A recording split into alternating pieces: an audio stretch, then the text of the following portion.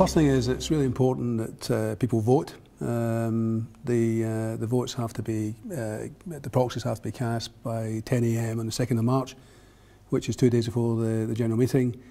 And so we would advise shareholders to either to proxy to Rangers First or Rangers Supporters Trust, which are the two fan buying vehicles, or they can proxy individuals. And when you get the proxy card, you will see there's a gap to put one of those organisations on there. So it's very, very simple and easy to use. And I think some of the fan groups have sent out specimen cards showing, giving very, very clear instructions as to how to do it. So it's really Rangers First or Rangers Supporters Trust or an individual. And then get your proxy in as quickly as possible to Capita, who are the registrars, and certainly get it in plenty of time before the 2nd of March.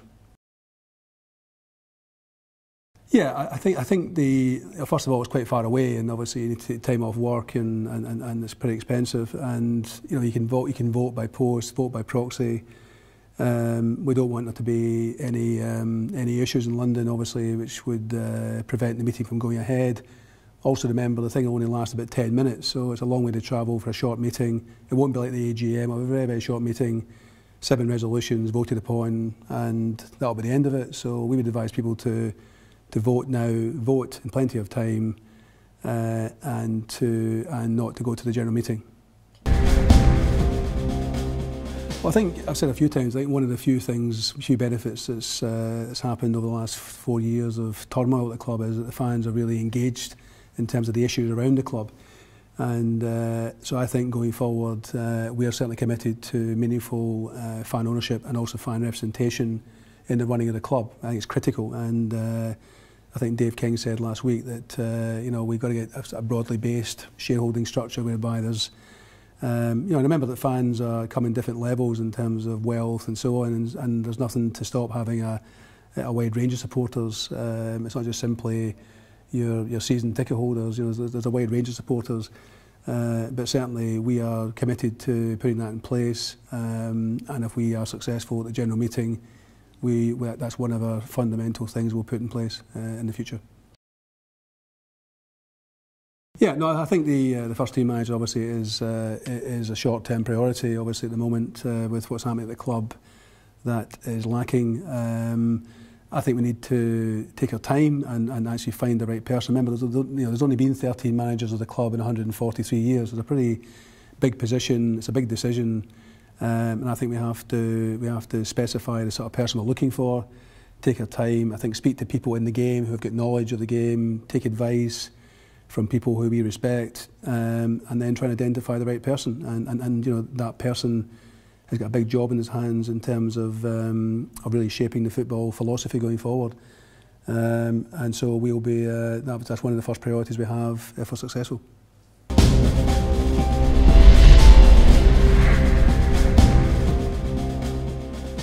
Well, I think as I said before, there's been 4 years of turmoil at the club, and we have to repair the club. I think it'll take 3 to 5 years to do that. There's obviously going to be short-term priorities, medium-term priorities, long-term priorities within that period.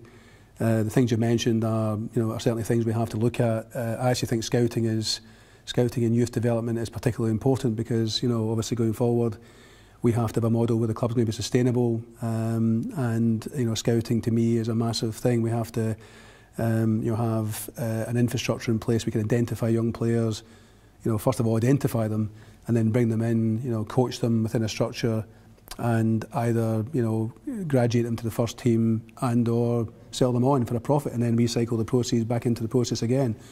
And so that needs hard work. It needs the right people. The club's not had those people or that infrastructure in the last little while. And we need to get back to doing that again. So I think it's a pretty critical thing to do. Well, I think in terms of open attacking football, I think obviously Rangers first and foremost are expected to win matches, and that's certainly something you hear likes of Walter Smith and people say you've got to be first of all up for the challenge, you've got to win matches. But I think we need to find a way of also allying to that football that's pleasing on the eye and people are going to come and watch. Football's moving on, and we all see that in, almost every night on TV now. So we've got to find a way, I think, of having the Rangers traditions of winning matches, but also have attractive football. And I think also if we can bring through a good number of young players, that's got to be the challenge as well. Because I think certainly the fans will always give more support to younger players in some ways, and they'll give to players coming in. And so if we can find those young players and bring them through, and a classic example is Alan Hutton a number of years ago. He came through the youth system. He played in the Champions League. He was obviously spotted by the English, some English clubs, and was sold to Tottenham for a lot of money, and that money should be recycled back into the club. So it's a football model that can work if we get it right. I think in terms of standards in the club, I mean, I'm a great believer that we should go back to the standards that Rangers have had over many, many years. I think it starts at the front door in terms of appearance and so on, and we've got to build those standards back into the club, and indeed re-engage with people again, back into the mainstream. We should be on the committees of the various regulatory bodies. We should be leading Scottish football.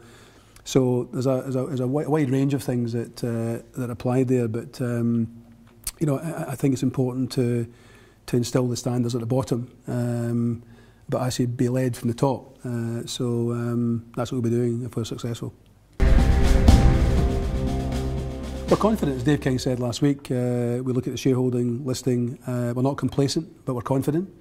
And I think any fair-minded shareholder who has got an investment in the club can see that the club's completely disengaged from its customers, the fans. It's unsustainable. It can't continue. There has to be change, and so we are very confident that shareholders will recognise that and vote the right way. But having said all that, it's every vote's important. And we'd encourage every person, as I said at the start, to vote in plenty of time, so that hopefully we can get a successful outcome as quickly as possible. Yeah, I mean, obviously you have to be flexible with any plan, but in any plan you've got to have short, medium, and long-term priorities. We've got I think it's quite clear what the key issues are. It's not a particularly complicated business. It's a football club, and we're not dealing here with some hugely complicated manufacturing company. It's a reasonably straightforward business. It's a football club first and foremost, and what we've got to do is, I think, first of all, stabilise the situation and then rebuild the club. And I'm using the expression, this club will need to be rebuilt brick by brick, and that's literally what's going to have to happen in all areas: scouting, youth development, the boardroom. Everything has to be rebuilt. And then once we rebuild and we get the solid foundations, we can then expand the club. And the vision is to get the club back to a level of being able to compete in the Champions League. That might take 5 years to get there. We want people to be patient and support us, but obviously in return for that we'll be totally honest, totally transparent, and totally trustful. And so we want everyone to come together, support us, and hopefully we can re-establish Rangers back to where they need to be. It has to be. It's critical. I mean, I think. As I said at the start, one of the things that's been probably the only plus is the fact that fans are now really looking at what happens at their club. They want to be involved in the running of the club, and that's a positive. So fan involvement is critical. It's fundamental, as indeed is fan representation in terms of running the club. So it's not just fan ownership; it's fan representation as well.